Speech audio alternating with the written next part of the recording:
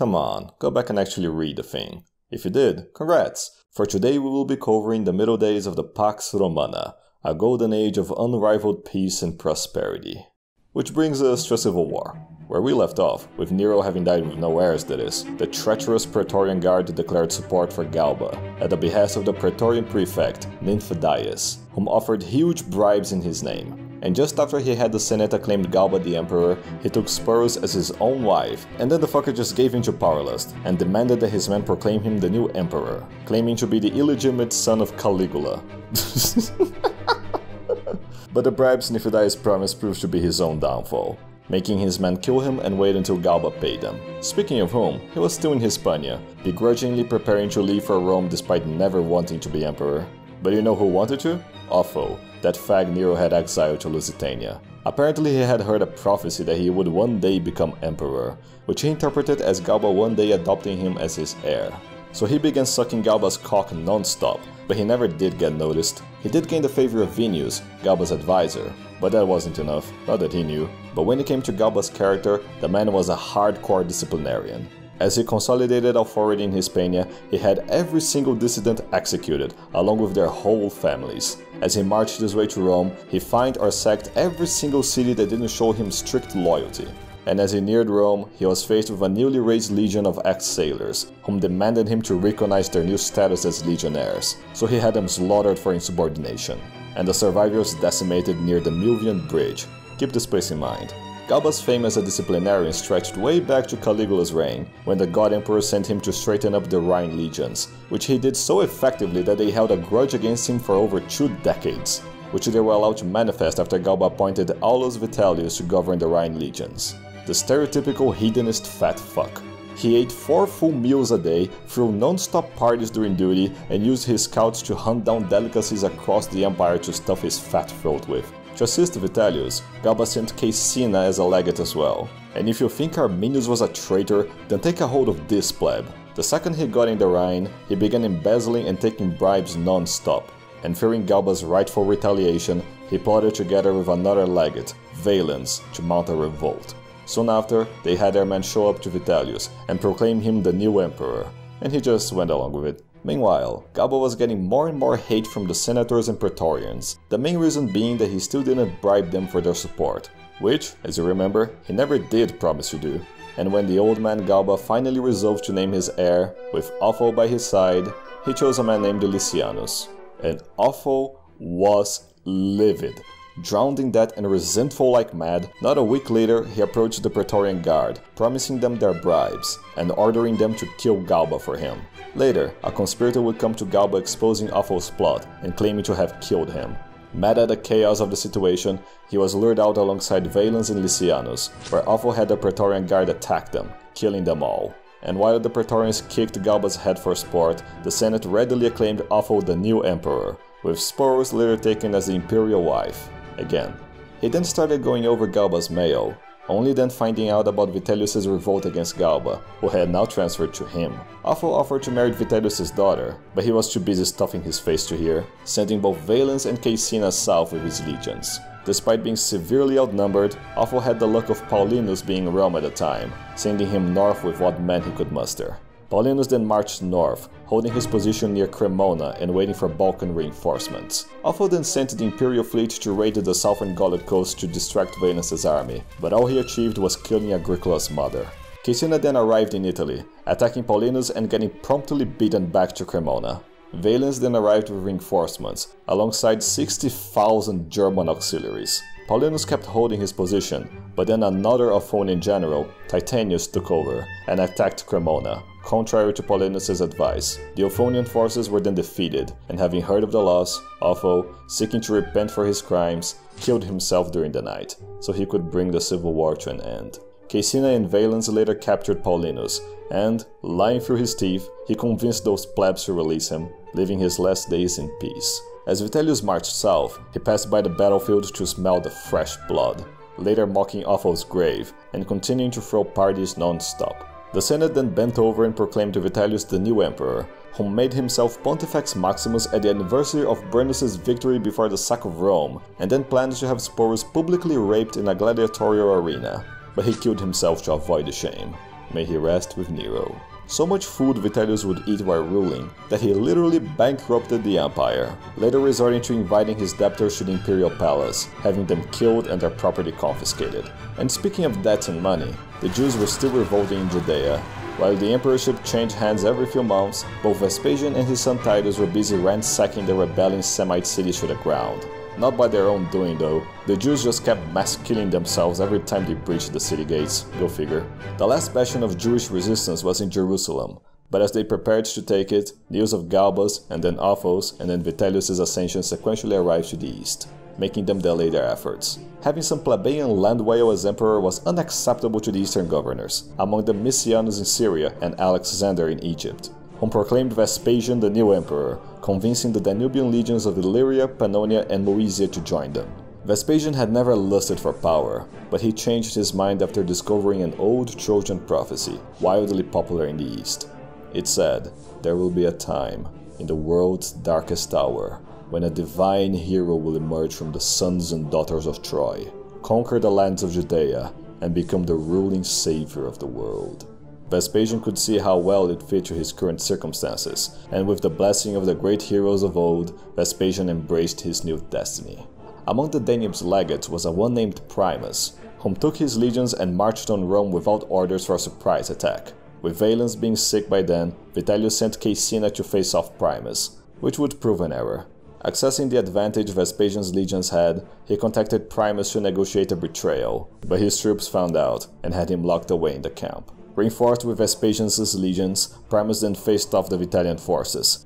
Engaging in a long night battle, the sun later dawned on them. The Vespasian troops were invigorated by it and turned to greet the sun, which the Vitellian forces took as enemy reinforcements incoming, so they fled the field and left Primus victorious. Primus then continued to march on Rome, and with more and more provincial governors declaring allegiance to Vespasian, our focus goes back to Rome, where Vespasian's youngest son, Domitian, finally comes into the picture. Born 12 full years after Titus, Vespasian had his young son raised by his wife and daughter, whom would both tragically die, leaving Domitian under the care of his uncle Flavius, whom raised him with the help of Nerva, a close friend to the family. Being an INTJ to the core, Domitian chose to spend his days alone, reading about history and coming to venerate the first Emperor Augustus as his role model, occasionally pinning flies that flew by, as Minerva warned him they were up to no good. So yeah, Domitian gave much respect unto the gods, especially the goddess of wisdom, whom retributed it by acting as his guardian deity. Domitian was present in Rome as 3 different emperors took over the city, and witnessed how the Senate bent over to their new masters every time. And as Primus approached Rome with his legions, Vitellius tried negotiating with Flavius for a cowardly surrender. But Vitellius' men refused to give up, putting Vitellius in custody and sieging Flavius up in the Capitoline Hill. Minerva then helped Domitian to escape, while his uncle bought time for him. Later, Vitellius was brought the corpse of Flavius, being deprived of his last out. Having arrived at the gates of Rome, Primus, hearing of Flavius' death and fearing for Domitian's safety, he ordered his legions to take the city. He eventually breached the walls, and during the chaotic struggle, a fire would break out into the city and consume the temple of Jupiter himself, which he wouldn't soon forget. As Vitellius tried to flee, he went to the palace to get as much food as possible with him, only to be found and taken by Primus' legionnaires. He would be later brought to the Roman Forum, where he was beheaded and his body thrown to the Tiber River, further angering Tiberinus, but the river was beyond polluted by then. Vespasian then returned from the east and was proclaimed the new emperor by the Senate, because, of course. Later, as he visited a temple, he was stricken by a divine vision. As 2 plebs came to help him, Vespasian accidentally conjured a divine healing spell, curing them of their injuries. From there on, Vespasian would be recognized as yet another divine emperor. But while his father worked miracles as the new emperor, Titus was left in Judea with the task of pacifying the province and retake Jerusalem from the rebels. He had 4 legions at his disposal and several auxiliaries, against 20,000 fractioned Jews behind the walls. Once Titus arrived, he tried scouting ahead, but was suddenly raided by the Jews, slaughtering several Semites to escape with his life. He then began building a forward camp, but then the Jews raided again, but he repelled them and got it built, encircling the city and officially starting the siege. The legionary siege weapons were constantly harassed by the Jews, but Titus fended them off until the walls were breached. He led his men through the breach, but the Jews had retreated to the second set of walls, and the Antonia fortress behind it, and the Temple Mount walls behind it. After a long back and forth, Titus reached the second walls and laid siege to the Antonia. As the Roman siege weapons raged, the Jews were up to their tricks again, digging up a cave underneath and setting fire to the foundation, having it collapse on the Romans. And after more back and forth struggles, Titus pulled a Caesar and settled with having his legions compete in building a wall to encircle the walls of the enemy, letting the Jews starve to death. The Jewish factions began to conflict between themselves, ending with the Zealots destroying the food supplies of the city, ensuring that they would all either die fighting or die starving.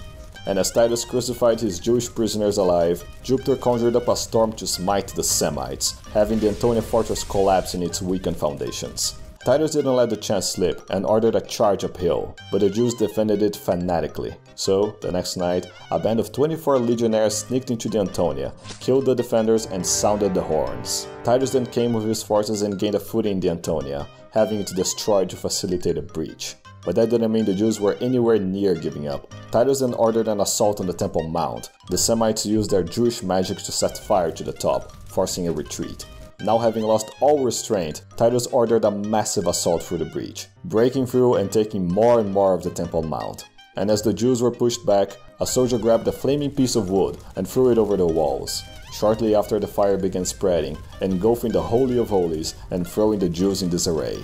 Titus then broke through the Temple Mount's walls and had his legions slaughter the remaining rebels.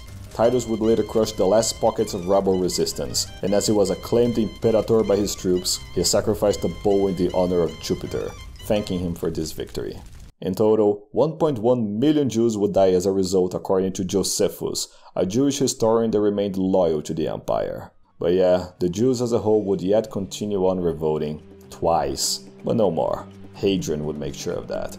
Shh, we're getting there.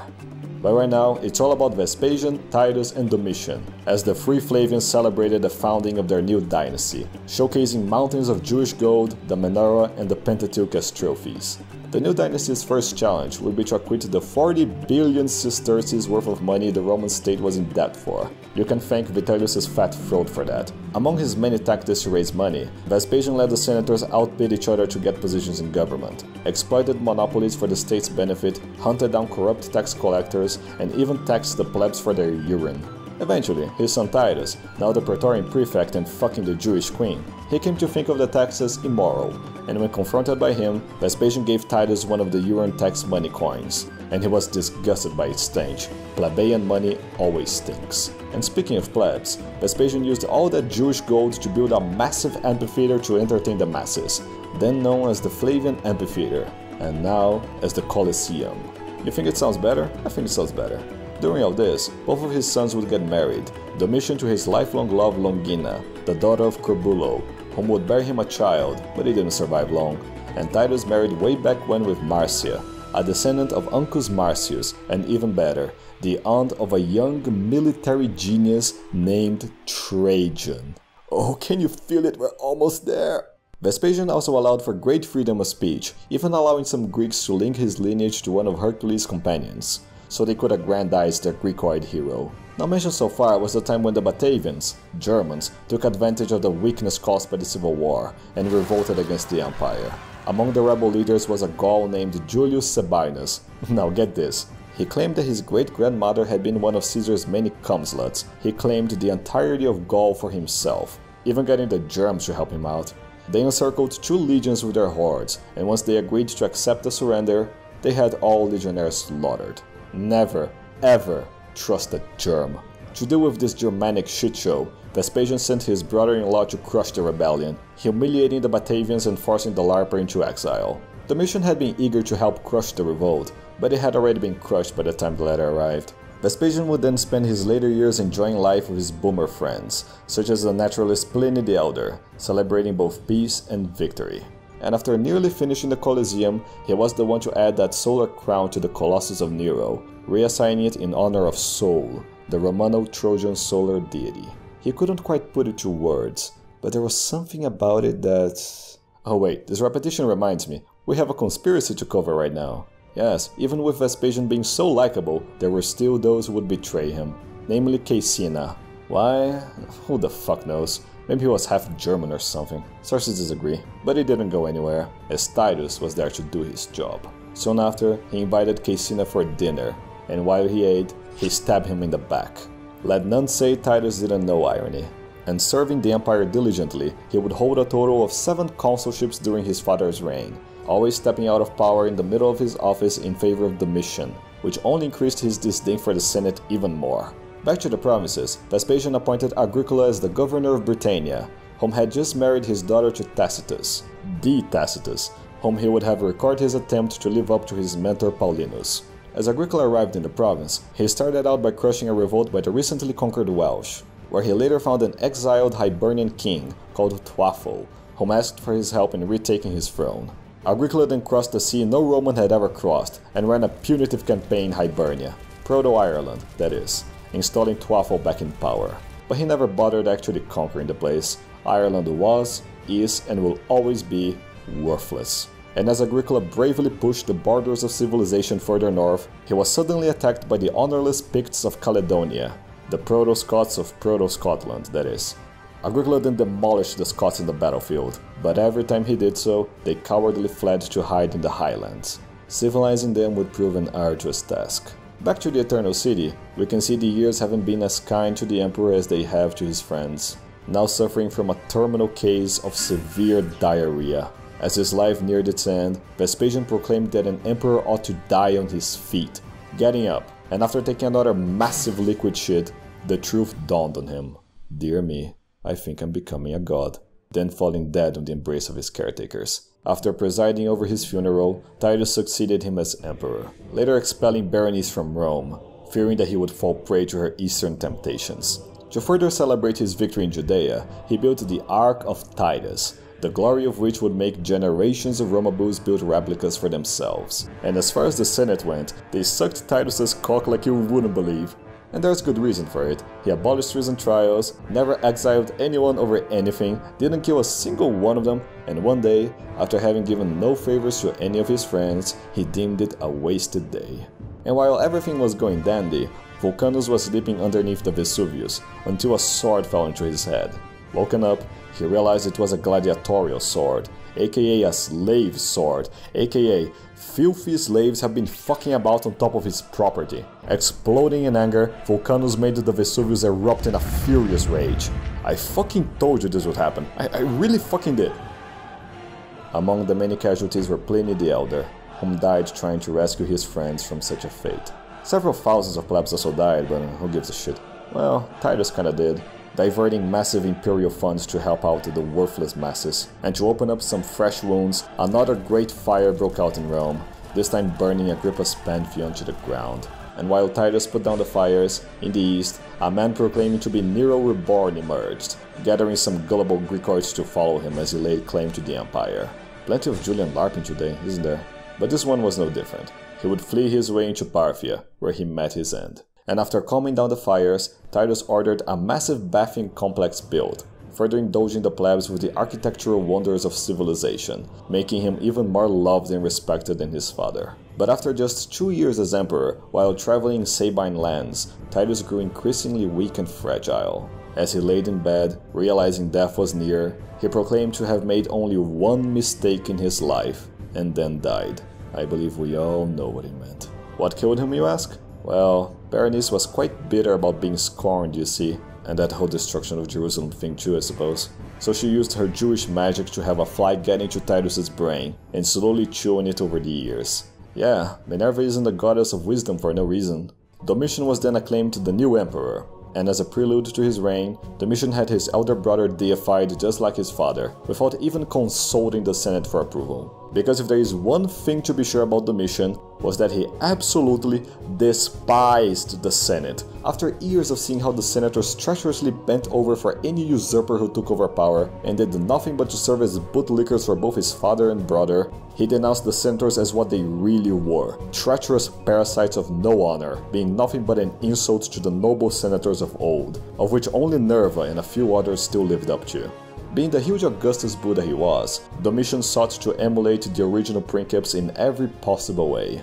He both micromanaged and macromanaged the empire to run as efficiently as possible, elected the most capable men as possible to serve in positions of government, used taxes to build several projects for the public good, threw games constantly to entertain the masses, and of course, persecuted degenerates without mercy. Also, much like Augustus, Domitian spent a lot of time in the provinces, making it clear that imperial authority went with him, and the senators could fucking suck it, often raising their taxes, confiscating their property, and limiting the size of their wine farms, just to fuck with them. Such was Domitian's hatred for the Senate, he would occasionally invite the senators for dinner in a black room, with tombstones as chairs with their names carved on them. Convinced they would be killed, Domitian let them go peacefully, satisfied with having tasted their fear.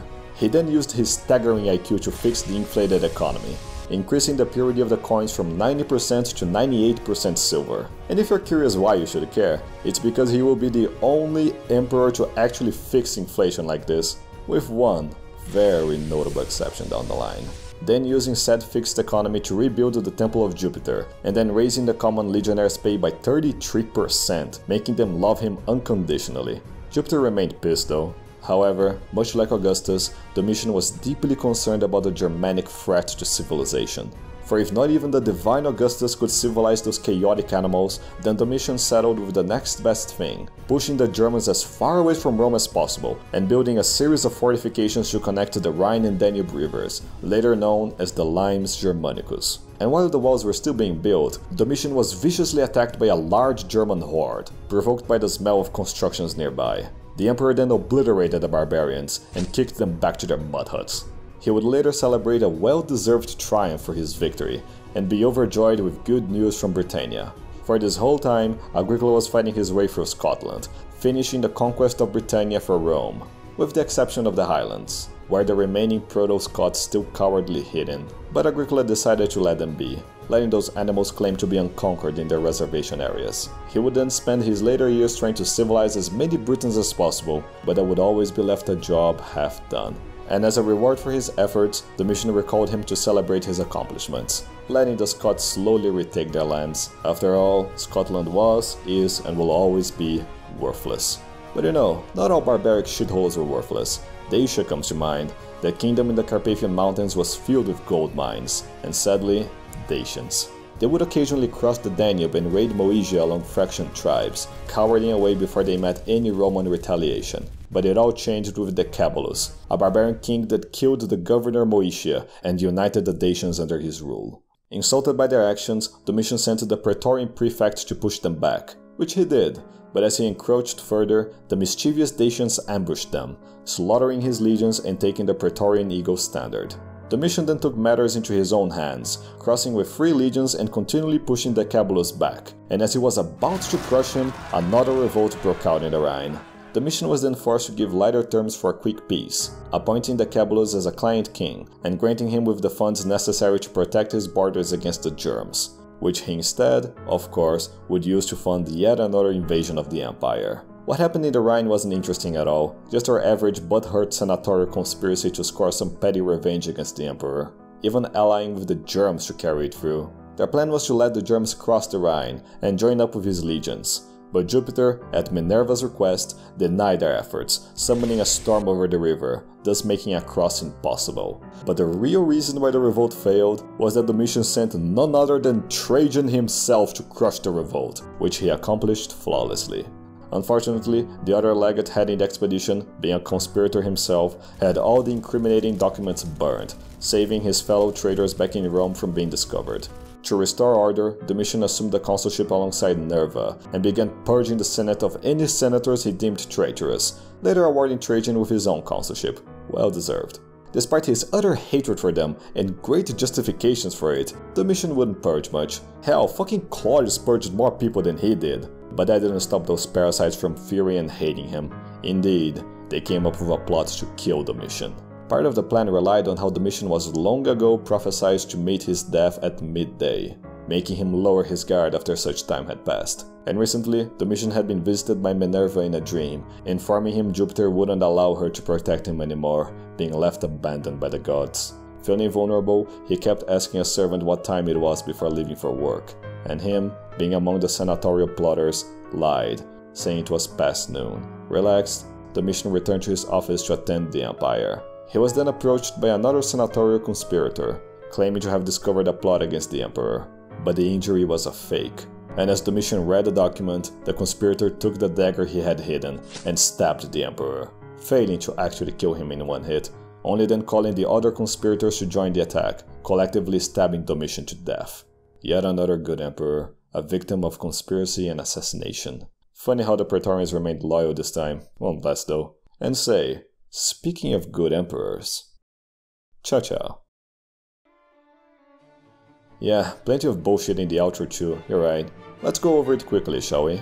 Here's my alt YouTube account, for special vids and random stuff like that. Here's my new Patreon, where you can send me your shekels. There's my BitChute, cause why not, and here's both my Twitter and that of Kyurakita. He not only drew most of the characters in these past couple of vids, but he also enjoys drawing women with massive titties. You'll like him.